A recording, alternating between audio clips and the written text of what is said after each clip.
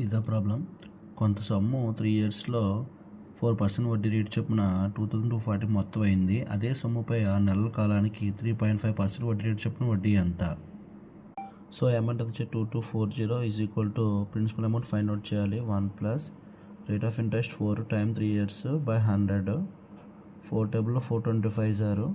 ఇక 2240 equal to P into 25 plus 328 by 25. 7 table 7 4 28, 7 3 21, 1 ఉంది, 7 20 sir. Next 4 టేబుల్లో 8 టైమ్స్.